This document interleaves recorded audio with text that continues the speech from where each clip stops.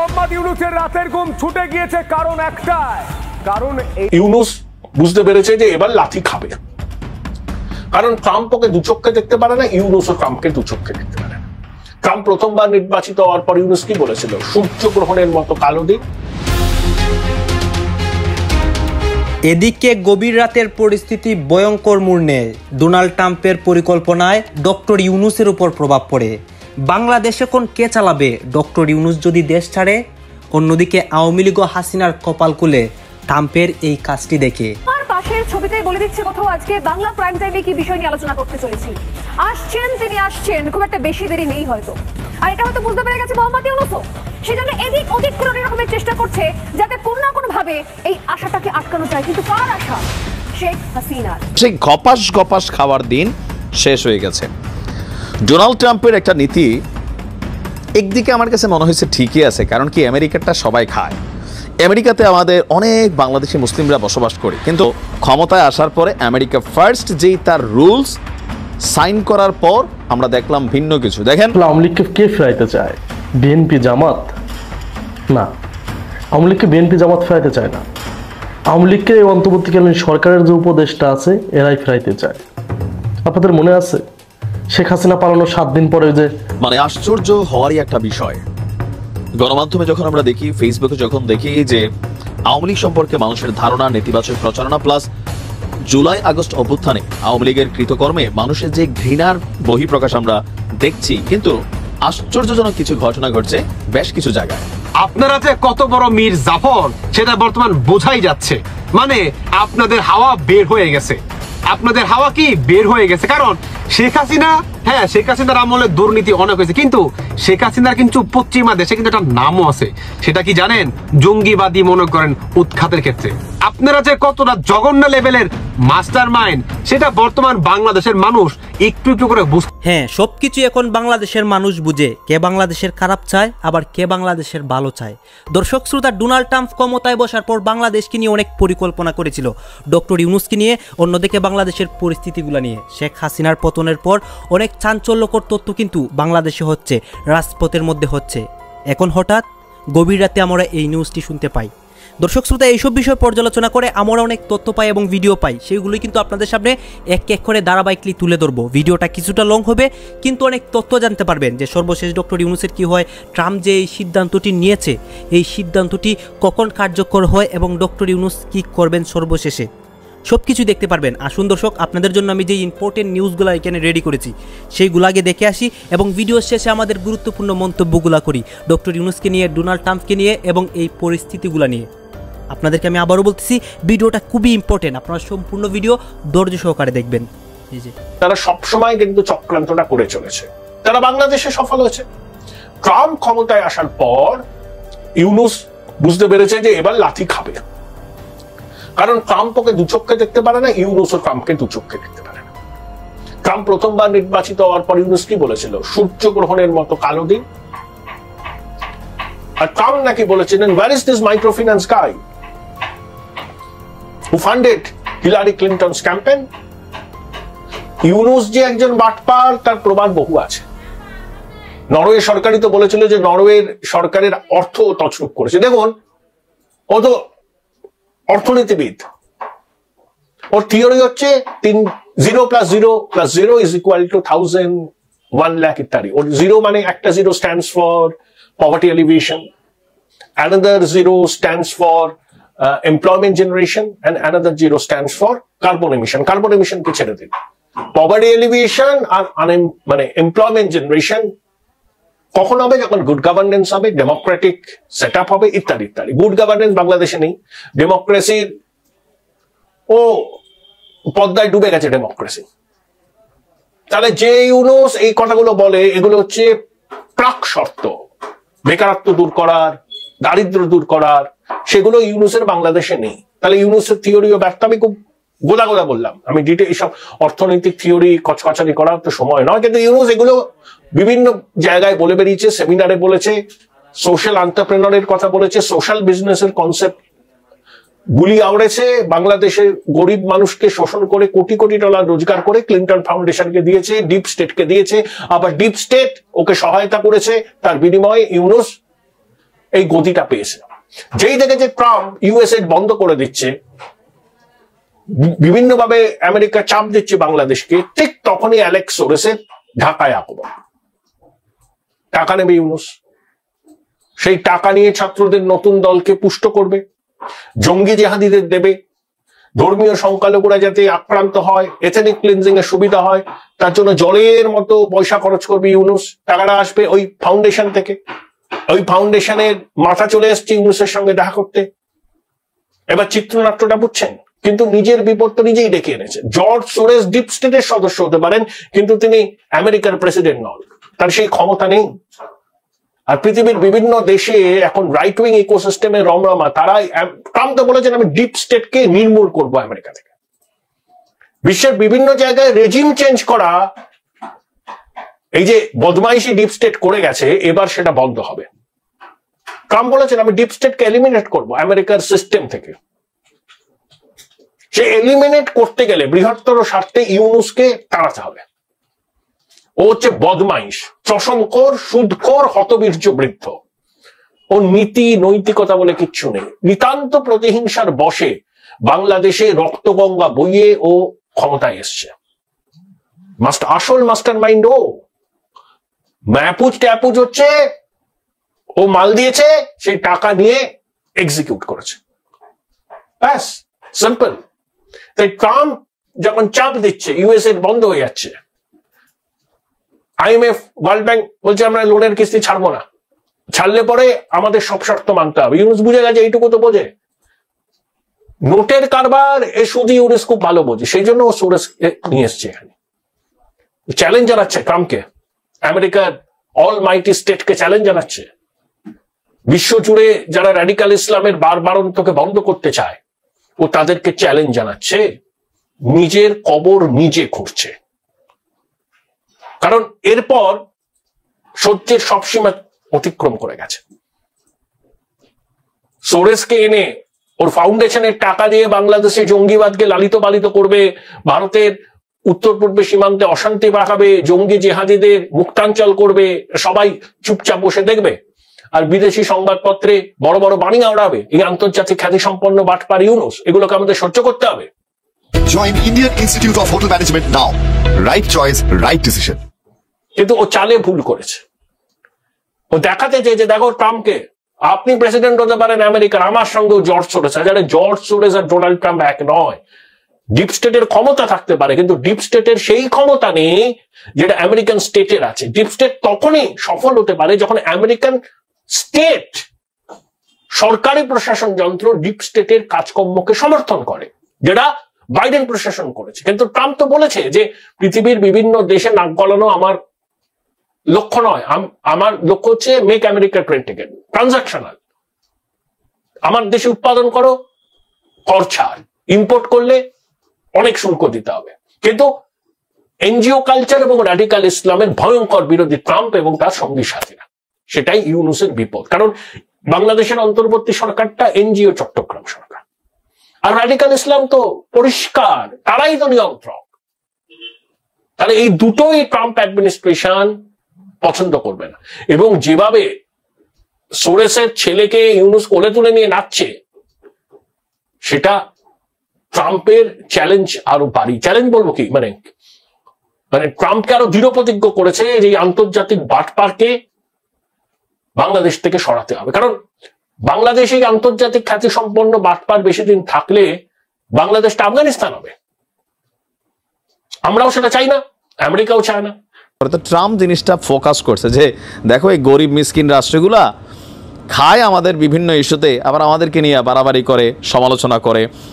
তো ক্ষমতায় আসার পরে আমেরিকা ফার্স্ট যেই তার রুলস সাইন করার পর আমরা দেখলাম ভিন্ন কিছু। দেখেন বন্ধু গ্যান্ট্রিভিচ বাংলাদেশে আসছে, ট্রাম্পের বন্ধু, বিশাল বিনিয়োগ করতে, ব্যবসায়িক, ট্রাম্প একজন ব্যবসায়ী। সো তার প্রশাসনে যারা কাজ করেন, তার যারা ক্লোজার পার্সন আছেন, সবাই হচ্ছে ব্যবসায়িক মেন্টালিটির, যে বাংলাদেশে আমরা বিনিয়োগ করবো 10 টাকা, নিয়ে যাবো 15 টাকা, আমাদের লস নাই, একদিকে আমাদের ভালো কর্মসংস্থান হচ্ছে, কিন্তু ফ্রি মাগনা এটা বন্ধ করে দিছে। এখন ট্রাম্পের যে আমেরিকা ফার্স্ট যে নীতি, এটাতে বাংলাদেশের মধ্যে কি কি ইফেক্ট পড়ছে আসুন আমরা দেখি। এই নীতিকে সামনে রেখে যে সকল বৈদেশিক সহায়তা কর্মসূচি বন্ধ করে দেওয়া হয়েছে, আর আপাতত 3 মাসের জন্য এই স্থগিতাদেশ দেওয়া হলেও বাংলাদেশে চলমান শতাধিক প্রকল্পে এর প্রভাব পড়তে যাচ্ছে। আমেরিকার কথা হচ্ছে কি, বিনিয়োগ কর্ম, ডক্টর ইউনূস ব্যবসা কর্ম, কিন্তু ওই ফ্রি ট্রি যা আছে সব বন্ধ। এর ফলে দেখেন আমরা কি কি পড়ছি, বাংলাদেশের খাদ্য নিরাপত্তা, স্বাস্থ্য, সুশাসন, শিক্ষা, পরিবেশ সংরক্ষণ সহ বিভিন্ন খাত যেমন ক্ষতির মুখে পড়তে যাচ্ছে, বিপদে পড়তে যাচ্ছেন।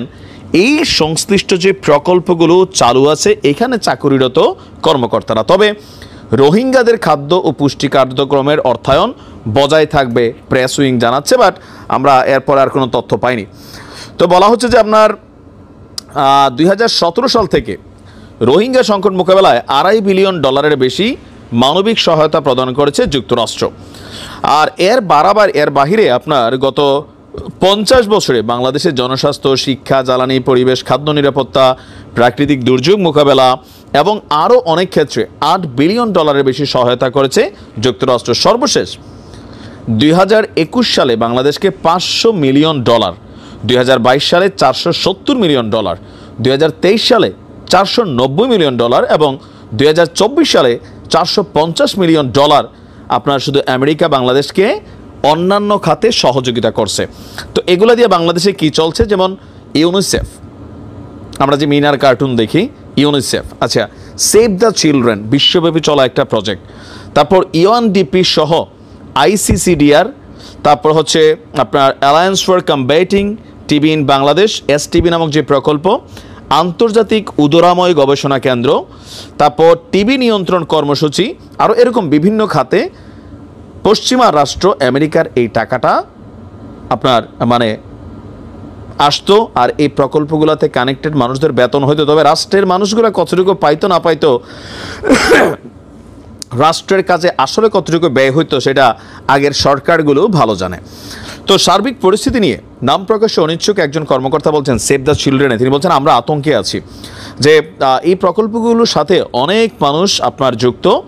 তো এসব বিষয় নিয়ে বলা বলি করে নতুন করে আতঙ্ক না ছড়ানোর ব্যাপারে আমাদের নির্দেশনা আছে যে আমরা যেন চাই ক্ষতিকর কিছু না হোক। তো বাংলাদেশের বিভিন্ন এই প্রজেক্টগুলোতে কর্মরত মানুষ সবাই তাদের টেনশন যে আপনার এই মুহূর্তে আসলে কি ঘটতে যাচ্ছে। তো সব কিছুই যদি বলা হচ্ছে যে সব কিছু US ফান্ডেডে চলে না, কিন্তু অনেক কিছুই চলে, যেমন আপনার প্রভাব পড়বে টিকা, স্যানিটারি পণ্যে। USAID পরিচালিত বেসরকারি প্রতিষ্ঠান সূর্যের হাসি ক্লিনিক, এগুলো ছোটোবেলা থেকে কিন্তু আমরা দেখা বড় হয়েছি। সেখানে যে বিনামূল্যের EPI টিকা দেওয়ার পাশাপাশি পরিবার পরিকল্পনার জন্য বিনামূল্যে গর্ভনিরোধক ট্যাবলেট, কন্ডোম বিতরণ সহ নানান সেবা দিয়ে থাকে। তো এগুলো কিন্তু এখন সব কিছুই বন্ধ হতে যাচ্ছে। আর বাংলাদেশের স্বাস্থ্যসেবায় বড় ধরনের সহযোগিতা যুক্তরাষ্ট্র করে থাকে, পুষ্টিসহ আরও বিভিন্ন কার্যক্রমে। USAID অর্থায়নে আপনার ফিড দ্য ফিউচার নামক একটা প্রজেক্ট চলমান আছে সম্ভবত, শুধু এছাড়াই না। তো সব কিছু মিলিয়ে যেটা আমরা বুঝতে পারছি যে ট্রাম্প বাংলাদেশে যেটা করতে চাচ্ছে, শুধু বাংলাদেশ না, মানে পৃথিবীর এই উন্নয়নশীল দেশগুলোতে বা দরিদ্র দেশগুলোতে, লেটস ডু বিজনেস করো, পয়সা কামাও, হ্যাঁ, ফ্রি খাওয়া বন্ধ করো। তোমরা ফ্রি খাইতে খাইতে অভ্যাস খারাপ হয়ে গেছে। বাংলাদেশ থেকে আমাদের এখানে আসো, কৃতদাসের বাচ্চারা, জন্মসূত্রে নাগরিকত্ব নাও, বোঝেন নাই? আমেরিকাতে যে জন্মসূত্রে নাগরিকত্ব প্রথাটা চালু হয়েছিল, কৃতদাস যারা মার্কিনীদের সেবা শুশ্রূষা করতো, আছে না, যেমন আমরা কাজের মানুষ রাখি, তো এক যুগে যখন দাস প্রথা ছিল, এই মার্কিন সাম্রাজ্যের তৎকালীন সময়ের প্রেক্ষাপটে তাদের সেবা শুশ্রূষা করার জন্য, বংশ গোলামি করার জন্য কৃতদাসদের যে সন্তানরা তারা এখানে জন্মগ্রহণ করলে তাদেরকে নাগরিকত্ব দিত। তো ট্রাম্পের নির্বাহী আদেশ আসার পর এটা অনেকটা চ্যালেঞ্জিংয়ের মুখে পড়েছে, বা ট্রাম্প বলছে এটা হবেই। তো এখনও আমাদের দেশ থেকে যারা যায় ম্যাক্সিমাম মানুষ সেখানে গিয়ে রিফিউজি, তারপর হচ্ছে আপনার পলিটিক্যাল মামলা, নানান ধরনের অভাবী, মিসকিন, গরিব, আমরা এগুলো সাজাই কিন্তু এসব উন্নত বিশ্বে গিয়া মানে আমরা নাগরিকত্ব নেই অথবা সেই দেশে আশ্রিত হই। তো ট্রাম্প বলতেছে এগুলা বন্ধ। তার মানে ট্রাম্প সাইরানা দিয়া 400 কোটি টাকার ব্যবসা করে ফেলছে, বিষয়টা বুঝতে পারছেন? ছাত্র দলের বিরুদ্ধে ডক্টর ইউনূস সরকার, সাধারণ শিক্ষার্থী ও শিবিরের মধ্যে ঐক্য জরুরি। শুধু এটা নয়, এর সাথে ছাত্র দলের একাংশ, ছাত্র দলের মধ্যে যারা প্রকৃত ছাত্র তরুণ তারাও এই বৈরা ভাম সন্ত্রাসী চাঁদাবাজ লুটপাটকারী ছাত্রদলের বিরুদ্ধে ঐক্যবদ্ধ হতে পারে।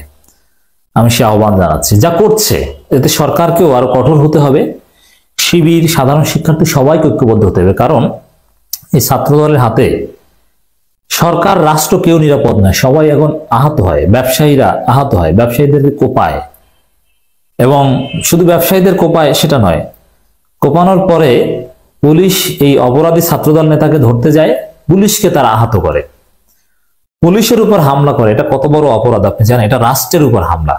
হ্যাঁ, হাসিনার ফেসিস্ট হাসিনার পুলিশকে জয়মানা করে দেয়া, এটাকে আমরা গ্লোরিফাই করি। এখন তো হাসিনার ফেসিস্ট পুলিশ না। এই পুলিশ কি হাসিনার পক্ষে হয়ে কাজ করছে? না। হ্যাঁ, এরা বাড়াবাড়ি অনেক জায়গায় ভুল কাজ করে, যেমন ইবতেদায়ী মাদ্রাসা শিক্ষকদের উপর হামলা, এটা ভিন্ন বিষয়। কিন্তু কাউকে গ্রেপ্তার করা অথবা এগুলো তো তারা অপরাধী চাঁদাবাজদের বিরুদ্ধে তারা অবস্থান নিচ্ছে, সেই পুলিশের উপর হামলা করছে। ডক্টর ইউনূস সরকারের উপর হামলা করা শামিল। প্রথম আলো রিপোর্ট, পুলিশের উপর হামলায় ছাত্রদল যুবদলের 6 নেতাকর্মী শনাক্ত। আপনি বুঝতে পারছেন? ছাত্রদল যুবদলের 6 নেতাকর্মী পুলিশের উপর হামলা করেছে। এরকম অনেক ঘটনা আছে।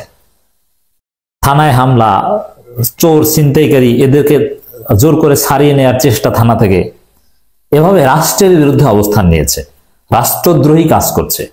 আইন অনুযায়ী ওয়ারেন্টভুক্ত আসামিকে গ্রেপ্তার করছে, তাকে জোর করে ছিনিয়ে নিতে যায়। এবং রাষ্ট্রকে তারা মানে না, আইনকে মানে না, তারা রাষ্ট্রদ্রোহী। এজন্য এই ছাত্রদল সন্ত্রাসীদের বিরুদ্ধে ডক্টর ইউনূস সরকারকে কঠোর হতে হবে, সাধারণ শিক্ষার্থী, শিবির সবাইকে ঐক্যবদ্ধ হতে হবে। এই জন্য আমি স্পেশালি আহ্বান জানাবো,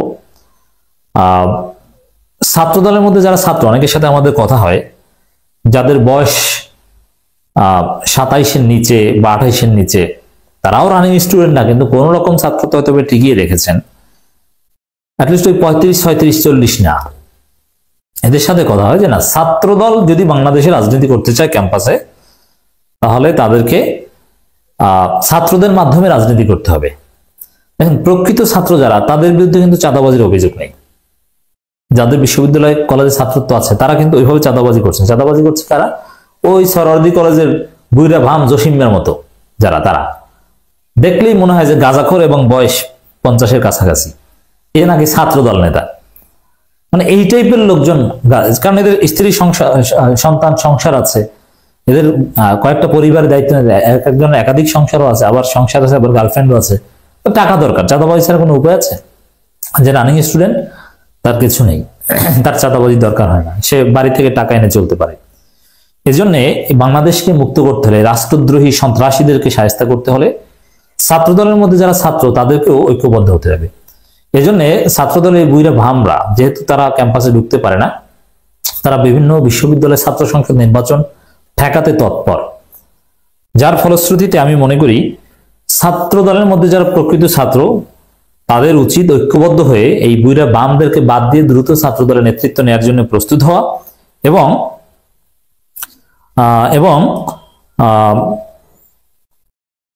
ছাত্র সংসদ নির্বাচনগুলোতে ছাত্রদল যাতে অংশগ্রহণ করতে পারে বা অংশগ্রহণ করে, সেজন্য তৎপরতা চালানো, যে না, ছাত্রদলের যারা প্রকৃত ছাত্র তারা নির্বাচনে অংশগ্রহণ করবে। ছাত্র সংসদ নির্বাচন তার দলীয় প্যানেল হয় না, নামের মধ্যে তার দলীয় দলটা উল্লেখ থাকে না, ব্যক্তির নামে থাকে। ছাত্রদলের যারা তরুণ, তারা প্যানেল দিবে, নির্বাচনে আসবে। এই জন্য এই বুইরাভাম ছাত্রদলের বিরুদ্ধে ছাত্রদলের তরুণদেরকেও আমরা ঐক্যবদ্ধ হওয়ার আহ্বান জানাই। এদেরকে ক্যাম্পাসে ঢুকতেই দেওয়া হবে না। এবারে কেউ চাঁদাবাজি করলে তরুণ ছাত্রদল নেতারা ওদেরকে ধরে রশি দিয়ে বেঁধে তারপরে থানায় দিয়ে দিবে, সোজা হয়ে যাবে। এই খবরটা খুবই উদ্বেগজনক, রাষ্ট্রের বিরুদ্ধে অশনি সংকেত যে পুলিশের উপর হামলায় ছাত্রদল যুবদলের 6 নেতাকর্মী শনাক্ত। এটা ছাত্রলীগের হলে মেনে নেওয়া যেত, এটা তো জাস্ট একটা একদম। এরকম হাজার হাজার ঘটনা বাংলাদেশে প্রতিনিয়ত ঘটাচ্ছে, যে রাষ্ট্রকে, সরকারকে অকার্যকর করছে অনেকটা এই ছাত্রদল যুবদলের সন্ত্রাসীদের কারণে, বিশেষ করে ছাত্রদলের কেন্দ্রীয় নেতাকে পরে বহিষ্কৃত হয়েছে। ছিনিয়ে নিতে পুলিশের উপর হামলা ঘটনায় জড়িত ছাত্রদল যুবদলের 6 কর্মীকে শনাক্ত করেছে আইনশৃঙ্খলা রক্ষাকারী বাহিনী। তাদের মধ্যে 2 জন শুক্রবার ভোরে রাজধানী নিউ মার্কেট থানার সামনে পুলিশের উপর হামলার নেতৃত্ব দিয়েছেন। তদন্ত সংশ্লিষ্ট সূত্রগুলো জানিয়েছে, শনাক্ত হওয়া 6 নেতা হলেন কলাবাগান থানা ছাত্রদলের প্রতিষ্ঠাতা সাধারণ সম্পাদক মেহেদী হাসান, বেলাল, কলাবাগান থানা ছাত্রদলের সদস্য আল ওয়াসি এরিক, ধানমন্ডি যুবদল করিম মোহাম্মদ শরীফুল ইসলাম দুর্জয়, ধানমন্ডি থানা যুবদলের সাবেক সহসভাপতি আশরাফুল আলম পারভেজ বর্তমানে যুবদল করেন ও ধানমন্ডি থানা ছাত্রদলের নেতা চঞ্চল কর্মী সালমান। সেদিন থানার সামনে যে 40-50 জন ব্যক্তি জড়ো হন তাদের নেতৃত্বে থাকা ব্যক্তিদের মধ্যে অন্যতম ছিলেন শরীফুল ইসলাম ও মেহেদী হাসান। একেবারে পোস্টেড। চাঁদাবাজি নিয়ন্ত্রণ নীতি 10 জানুয়ারি রাতে বিএনপি ছাত্রদলের রাজনীতি হচ্ছে একমাত্র চাঁদাবাজি রাজনীতি, এছাড়া বাংলাদেশে কোনো রাজনীতি নেই তাদের। অতএব তরুণ প্রজন্ম, বিএনপির মধ্যে যারা তরুণ, যারা দেশপ্রেমিক, জাতীয়তাবাদ এবং ইসলামী মূল্যবোধ বিশ্বাস করেন, জিয়াউর রহমানের আদর্শ ধারণ করেন, তাদের উচিত এই চাঁদাবাজদের বিরুদ্ধে রুখে দাঁড়ানো। এই জন্যে বিএনপিতে কমিটি নিয়ে বা ছাত্রদলের কমিটি নিয়ে একটা অঘটন ঘটানো জরুরি দেশের স্বার্থে। কারণ চাঁদাবাজদের কমিটি থেকে বাদ দিলে তারা সোজা হয়ে যাবে। বিএনপিতে পদ পদবি না থাকলে তো আর তারা এই চাঁদাবাজি ওইভাবে করতে পারবে না, সাহস পাবে না। 10 জানুয়ারি রাতে এলিফ্যান্ট রোডে মাল্টিপ্লান সেন্টারের সামনে ওই বিপণী বিতানের ব্যবসায়ী ও সাবেক ছাত্রদল নেতা এহতেশামুল হককে কুপিয়ে জখমের ঘটনা তদন্তে ছাত্রদল নেতা মোহাম্মদ হোসাইন ওরফে মিথুনের নাম আসে। মোহাম্মদ হোসাইনকে ধরতে বৃহস্পতি দিবাগত রাত রাজধানী পূর্বাচলের 300 ফুট সড়কে খালেক মার্কেটে অভিযান চালায় পুলিশ। উপস্থিতির খবর রাত 3টার পর অনুসারীদের জানিয়ে নিউ মার্কেট থানার সামনে জড়ো হতে বলেন ছাত্রদল নেতা। এরপর ছাত্রদল নেতা গ্রেপ্তার করে পুলিশ। ভোর 4:10 থানার সামনে পৌঁছলে হামলা করানো হল। এত রাতে অভিযান চালায়, আমরা তো জানি, পুলিশের সাথে কথাবার্তা বলি বা পুলিশ দাওয়াতটাও দেয়, চাটা খাই একসাথে। এই ধরনের ছাত্রদল বা বিএনপি সন্ত্রাসীদেরকে ধরতে গভীর রাতে অভিযান চালাতে হয় যাতে হামলা শিকার না হয়। অতএব দর্শক, কথা স্পষ্ট, সবাইকে ঐক্যবদ্ধ হতে হবে। ছাত্রদল এরকম চলতে থাকলে ছাত্রদলের কোনো অস্তিত্ব বাংলাদেশে থাকবে না, যেরকম ছাত্রলীগের নেই। জনগণ পিটিএ বা ক্যাম্পাসগুলোতে তারা দাঁড়াতেই পারবে না। ছাত্রদলের পরিচয় ধারণ করলেই শিক্ষার্থীরা তাদেরকে মারবে। 5ই আগস্ট যদি বাংলাদেশে ফিরতেন, সরকার পতন না হতো, তাহলে ডক্টর ইউনূসকে যেতে হতো কারাগারে। কিন্তু সবকিছু মিরাকেলি বদলে গেল। দর্শক, প্রায় 6 মাস পর ডক্টর মোহাম্মদ ইউনূস কিভাবে প্রধান উপদেষ্টার পদটা পেলেন, কারা তাকে রাজি করিয়েছিল, প্রথমে কি তিনি রাজি হয়ে গিয়েছিলেন এত বড় অফার পেয়ে, নাকি এর পেছনে অনেক ঘটনা ছিল, সকল কিছু মিলিয়ে একটা তথ্য সামনে এসেছে, যেটা ডক্টর মোহাম্মদ ইউনূস নিজেই আপনার ব্রিটিশ সংবাদ মাধ্যম ফিনান্সিয়াল টাইমসকে দেওয়া এক সাক্ষাৎকারে রহমান রিভিউ নামক একটা পডকাস্টে তিনি এই বিষয়গুলোকে খোলামেলা আলোচনা করেছেন। তো চলুন দেখি কি ঘটেছিল সেই দিন। অধ্যাপক ইউনূস বলছেন, আমি যখন প্রথম ফোন কল পাই তখন আমি ফ্রান্সের প্যারিসে হাসপাতালে চিকিৎসারত ছিলাম। আমার ছোট্ট একটা অস্ত্রোপচার করা হয়েছিল। তখন ছাত্র নেতারা মানে সমন্বয়করা তাকে ফোন দিয়েছিলেন। তো তিনি বললেন যে যদিও আমি বাংলাদেশে কি ঘটছে সেই খবরগুলো মুঠোফোনে দেখতাম, তখন তারা বলল যে শেখ হাসিনা চলে গেছেন, এখন আমাদের সরকার গঠন করতে হবে, দয়া করে আমাদের জন্য সরকার গঠন করুন। তো প্রথমে আমি রাজি হইনি, আমি বলছিলাম না না, আমি সেই ব্যক্তি নই, আর আমি সরকার পরিচালনার কিছুই জানি না এবং আমি এই কাজের সাথে সংযুক্ত হতে চাই না। তো তিনি বলছেন যে শিক্ষার্থীরা তখন বললতে আমি তাদের কাউকেই ওই মুহূর্তে চিনতাম না, কখনো তাদের সম্পর্কে শুনিনি। তার মানে কি 5ই আগস্টের আগে বাংলাদেশে যা ঘটছিল, ডক্টর মোহাম্মদ ইউনূস, সার্জিস, হাসনাত এরা তো একটা ফেমাস অবস্থানে চলে গেছিল ডিবি অফিসে আটকানোর পর, তখন পর্যন্ত তিনি তাদেরকে চিনতেন না। অবশ্য তিনি অনেক ব্যস্ত মানুষ। তো যাই হোক, তো তারপর বলছেন যে আমি তাদের কাউকে চিনতাম না, তাদের সম্পর্কে শুনিনি, কাজেই আমি তাদের বিকল্প কাউকে আমার বিকল্প কাউকে খোঁজার বিষয়ে বোঝানোর চেষ্টা করছিলাম। তাদের বলেছিলাম বাংলাদেশে অনেক ভালো নেতা আছেন, তোমরা খোঁজে নাও। তো ছাত্ররা বলছিল যে না না না, আপনাকেই থাকতে হবে, আমরা কাউকে পাইনি। তা আমি বলছিলাম যে তোমরা আরও জোরালো চেষ্টা করো। তারা বলল আমাদের হাতে এই মুহূর্তে পর্যাপ্ত সময় নেই।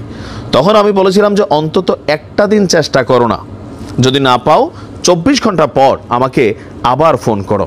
তো ছাত্রনেতারা তাকে আবারও ফোন করলো, বলল আমরা অনেক চেষ্টা করছি কিন্তু সম্ভব হয়নি, আপনাকে অবশ্যই দেশে ফিরতে হবে। তো শেষ পর্যন্ত তাদের অনেক অনুনয় বিনয়ের পর আমি বললাম যে দেখো, তোমরা রাজপথে জীবন দিয়েছ, প্রচুর রক্তক্ষয় হয়েছে, তোমরা সম্মুখ সারিতে আছো, যেহেতু তোমরা দেশের জন্য এসব করতে পেরেছো, এখন ইচ্ছা না থাকলেও তোমাদের জন্য আমারও করা কিছু উচিত, আর এটাই সেই সময়, সরকারের সংস্কার করতে হবে, আমি রাজি, তোমরা কি একমত? তারা আর কোনো কথা বলেনি। তো তিনি বলেন যে ঘন্টা দুয়েক পর হাসপাতালের একজন নার্স এলেন, তিনি আমাকে একটা ফুলের তোড়া উপহার দিলেন। আমি বললাম এটা কেন? তো নার্স বললো যে আপনি এই মুহূর্তে বাংলাদেশের প্রধানমন্ত্রী। আমরা এটা জানতাম না। আমি বললাম ওইটা কোথা থেকে জানলেন? তো বললো যে সব গণমাধ্যমে, সব টেলিভিশনে সংবাদ প্রচার হচ্ছে যে আপনি বাংলাদেশের পরবর্তী প্রধানমন্ত্রী। আমি বললাম যে আমি আপনাদের কাছ থেকেই এটা প্রথম জানলাম। তো এর ঘন্টা দুয়েক পর ওই বোর্ড সদস্যরা সহ হাসপাতালে আসেন, ফুলের তোড়া দেন, সঙ্গে আমাকে বললেন যে বিকেলের আগে আমাকে হাসপাতাল ছাড়ার অনুমতি দেওয়া হবে না। তো পরিচালককে তিনি বলেন যে তিনি দেশে যাবেন, তো এরপরে প্রয়োজনীয় ওষুধপত্র সহ সার্বক্ষণিক যোগাযোগ রাখার একটা সিচুয়েশন তৈরি হয়। এর কয়েক ঘন্টা পর সকালে ফরাসি সেনাবাহিনীর একটা বড় দল আমাকে বিমানবন্দরে পৌঁছে দিতে আসে। এটাই ছিল দেশে ফেরার আগের সেই ঘটনাবলী। পুরো জাতি আমার দেশে ফেরার অপেক্ষায় ছিল। বাণিজ্যিক উড়োজাহাজে যাত্রা করেছিলাম, তখন তারা নতুন সরকারের রূপরেখা দাঁড় করিয়ে ফেলেছে। আমি বিমানবন্দর থেকেই জাতির সামনে ভাষণ দিলাম, সবাইকে ধৈর্য, শান্তি, একতা বজায় রাখতে বলেছিলাম। এটাই ছিল 5ই আগস্টের ওই দিনের সেই নাটকীয় মোড়, যা ডক্টর মোহাম্মদ ইউনূসের লাইফকে কারাগার থেকে প্রধানমন্ত্রীর আসনে বসিয়ে দিয়েছিল।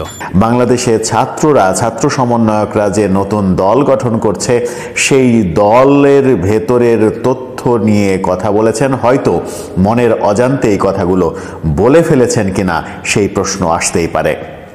ডক্টর ইউনূস বিভিন্ন কথার এক পর্যায়ে বলেছেন যে ছাত্ররা এক সময় আমার কাছে আসলো এবং তারা বলল যে বাংলাদেশে 300টা আসনের মধ্যে, সংসদীয় আসনের মধ্যে আপনার একটা আসন থাকবে না, আপনি একজন সংসদ সদস্য হতে পারবেন না, তাহলে কেমন হলো? আপনাকে কেউ চিনবে না সংসদ সদস্য হিসেবে, পরবর্তীতে আপনার কথা কেউ মনে রাখবে না, এটা তো হয় না।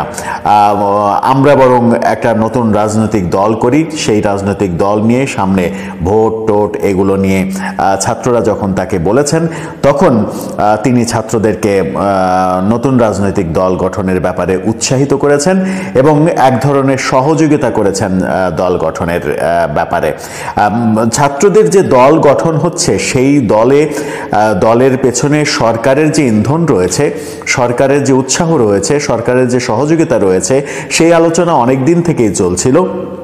বিএনপি, আওয়ামী লীগ সহ বিভিন্ন দল সেই অভিযোগ করছিল। এবার ডক্টর ইউনূস নিজেই অভ্যন্তরের গোপন কথাটা ফাঁস করে দিলেন। তিনি বললেন এই দল গঠনের পেছনে তার উৎসাহ রয়েছে, তার উৎসাহেই এই দলটা গঠিত হচ্ছে, তৈরি হচ্ছে। শেষ পর্যন্ত যে দলটা গঠন হচ্ছে, সেই দলে ডক্টর ইউনূসও অন্তর্ভুক্ত হবেন কিনা, তার একটা সংসদীয় আসন থাকবে না, এই ব্যাপারটা প্রতিষ্ঠিত করার জন্য তিনি একটা সংসদীয় আসনের জন্য লড়বেন কিনা, সেটা অবশ্য ভবিষ্যতই বলে দেবে। কিন্তু তার আগে তিনি যে গোপন কথাটা ফাঁস করে দিলেন, হয়তো ফাঁস করতে চাননি, মনের অজান্তেই কথাটা চলে এসেছে। বিদেশি গণমাধ্যমের সঙ্গে কথা, বিশেষ করে গণমাধ্যমের সঙ্গে কথা বলার সময় তিনি সহজ সরলভাবে অনেক কিছু বলতে চান, অনেক কিছু স্বীকার করতে চান, কিন্তু সেগুলোই যে বুমেরাং হয়ে যায় সেটা তিনি হয়তো পরবর্তীতে সেই সাক্ষাৎকারটি দেখার পরে হয়তো বোঝেন। যেমন কয়েকদিন আগে বাংলাদেশের একটি গণমাধ্যম তার সাক্ষাৎকার নিল, নুরুল কবিরের সঙ্গে সাক্ষাৎকারে তিনি তার অসহায়ত্ব প্রকাশ করলেন। তারা যে পারছেন না, সরকার চালাতে পারছেন না, সরকার চালানোর যে অভিজ্ঞতা নেয়, তিনি যে ব্যর্থ, অকপটে সেটা স্বীকার করে নিলেন এবং তারপর থেকে প্রচণ্ড সমালোচনার মুখে পড়েছেন তিনি। এবার বিদেশি গণমাধ্যমে ছাত্রদের দল গঠন নিয়ে যে স্বীকারোক্তিটা তিনি দিলেন, দল গঠনের পেছনে তার উৎসাহ রয়েছে, তার ইন্ধন রয়েছে, তার সহযোগিতা রয়েছে এবং ছাত্ররা যে তাকে বলেছিল যে আপনার একটা আসন থাকবে না, আপনি একজন সংসদ সদস্য হবেন না, এটা কি হয় নাকি? এই যে ভেতরের তথ্যটা গণমাধ্যমে তিনি প্রকাশ করে দিলেন, তার মাধ্যমে এটা প্রতিষ্ঠিত হলো ছাত্ররা যে দল গঠন করতে যাচ্ছে, সেই দল সরকারের সহযোগিতাতেই গঠিত হচ্ছে। এটা প্রকাশিত হওয়ার পরে আর এই সরকারের নিরপেক্ষতা থাকে কিনা, কিংবা আগামী নির্বাচন হলে এই সরকারের অধীনে যদি নির্বাচন হয়, তাহলে সেই নির্বাচন আদৌ নিরপেক্ষ নির্বাচন হবে বলে কি আপনার কিংবা আমার মনে হওয়ার কোনো কারণ রয়েছে? যেখানে দল গঠনেই সরকার সহযোগিতা করছে, সেখানে নির্বাচনে সরকার তো সহযোগিতা করবেই, এটাই স্বাভাবিক। সুতরাং এই সরকারের অধীনে আগামী নির্বাচন আর নিরপেক্ষ হওয়ার কোনো কারণ থাকতে পারে না, যে কথাটা মির্জা ফখরুল ইসলাম কদিন আগেই বলেছিলেন সেটাই বোধহয় সত্য হতে চলেছে। ডক্টর ইউনূস যখন বিদেশি গণমাধ্যমে এই সাক্ষাৎকার দিলেন তখন গতকালকে আমরা দেখলাম ডোনাল্ড ট্রাম্পের যে অফিসিয়াল এক্স হ্যান্ডেল, সেই অফিসিয়াল এক্স হ্যান্ডেল থেকে দুটো ছবি সহ একটা পোস্ট করা হয়েছে। সেই দুটো ছবিতেই দেখা যাচ্ছে জো বাইডেনের সঙ্গে ডক্টর ইউনূস, একটাতে হাস্যোজ্জ্বল দুজন, আর একটাতে জো বাইডেন ডক্টর ইউনূসকে চুম্বন করছেন এরকম একটা আলিঙ্গনের ছবি দিয়ে লেখা হয়েছে big news coming from Bangladesh, stay tuned. বড় সংবাদ বাংলাদেশ থেকে আসছে, যুক্ত থাকুন আমাদের সঙ্গে, এমনটা লেখা হয়েছে। যদিও এটা ডোনাল্ড ট্রাম্পের ব্যক্তিগত এক্স হ্যান্ডেল না,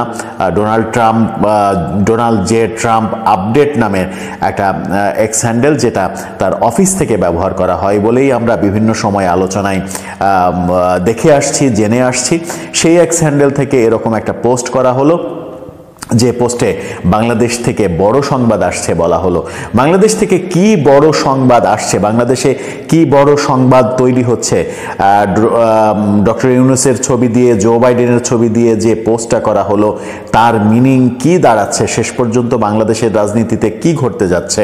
ডক্টর ইউনূস যখন বিদেশি সংবাদ মাধ্যমে স্বীকার করলেন যে নতুন যে রাজনৈতিক দল হচ্ছে সেই দল গঠনের পেছনে তার ভূমিকা রয়েছে, ঠিক সেই সময় বাংলাদেশ থেকে বড় সংবাদ আসছে এরকম যে এক্স হ্যান্ডেলে টুইট করা, সেই টুইটের ফলাফল কি হচ্ছে, কি সংবাদ তৈরি হচ্ছে বাংলাদেশে, যখন কিনা আমরা জানি যে ফেব্রুয়ারির 1 তারিখ থেকে আওয়ামী লীগ আন্দোলনের জন্য মাঠে নামছে, বিএনপি আন্দোলনে মাঠে নামছে।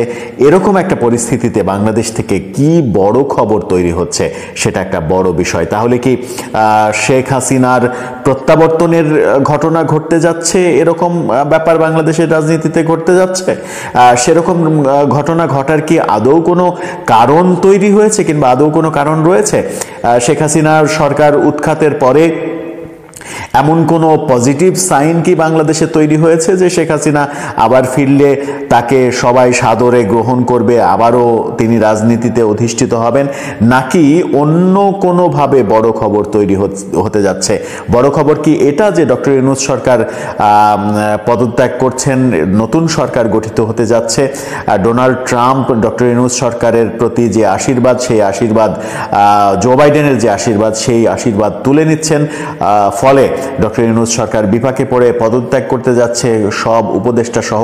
সেরকম ঘটনা কি ঘটতে যাচ্ছে? যখন আমরা গতকালকেই জেনেছি 3 জন উপদেষ্টা পদত্যাগ করতে যাচ্ছেন, 2 জন ফেব্রুয়ারির 15 তারিখের মধ্যে, আর একজন জুন পর্যন্ত থাকবেন। জুন পর্যন্ত থেকে ছাত্রদের রাজনৈতিক দল গঠনে বোধহয় আরেকটু কর্মকাণ্ড করে তারপরে তিনি পদত্যাগ করবেন। এই খবর যখন গতকালকে আমরা পেয়েছি, তখন ডক্টর ইউনূস সরকার পুরোটাই কি গাইজ আপনারা তো দেখলেন এখানে কি কথা হচ্ছে। অনেকেই কিন্তু অনেক কথা বলতেছে ডোনাল্ড ট্রাম্পের সিদ্ধান্তকে নিয়ে, অন্যদিকে ডক্টর ইউনূসকে, মানে যারা ডক্টর ইউনূসের বিপক্ষে কথা বলে, যারা ডক্টর ইউনূসকে দেশ থেকে তাড়াতে চায়, তারা কারা? আপনারা তো জানেন যে ডক্টর ইউনূসকে অনেকেই এখন বলতেছে রাজপথে নেমে যে তারা ডক্টর ইউনূসকে চায় না, তারা ডক্টর ইউনূসকে দেশ থেকে মানে তাড়িয়ে দিতে চায়। এটা কিন্তু আওয়ামী লীগ যারা সমর্থন করে, যারা শেখ হাসিনাকে দেশে আনতে চায়, তারাই কিন্তু এই কথাগুলো বলে। তারা বলতেছে যে ডক্টর ইউনূসকে তারা বিদায় করবে, ডক্টর ইউনূসকে দেশ ছাড়া করে তারা শেখ হাসিনাকে দেশে ফিরিয়ে আনবে। অন্যদিকে ডোনাল্ড ট্রাম্প ক্ষমতায় বসার পরই মানে আওয়ামী লীগেরা ভাবছিল যে তাদের বিজয় হয়ে গিয়েছে, ডোনাল্ড ট্রাম্প ক্ষমতায় এসে ডক্টর ইউনূসকে বিদায় করবেন। এখন কি হয়েছে? ডোনাল্ড ট্রাম্প তো অনেক দিন হয়েছে ক্ষমতায় বসেছেন, তিনি কি করেছেন? কোনি তো মানে দর্শক শ্রোতা, তখন আপনাদেরকে যা কিছু দেখিয়েছি সব কিছু কিন্তু আমরা সোশ্যাল মিডিয়া থেকে সংগ্রহ করেছি। এখানে আমাদের নিজস্ব কোনো মন্তব্য নেই বা নিজস্ব কোনো সিদ্ধান্ত নেই। এইসব দেখে আপনাদের কি মনে হচ্ছে এবং আপনাদের মন্তব্য কি, এটা কিন্তু আপনারা অবশ্যই কমেন্ট বক্সে লিখে যাবেন। এবং আপনাদের কাছে একটা রিকোয়েস্ট থাকবে, আমার চ্যানেলটি সাবস্ক্রাইব করবেন এবং পাশে থাকা বেল আইকনটি অবশ্যই বাজিয়ে যাবেন, যাতে করে নেক্সট ভিডিওটা সবার আগে আপনাদের কাছে পৌঁছায়। ধন্যবাদ।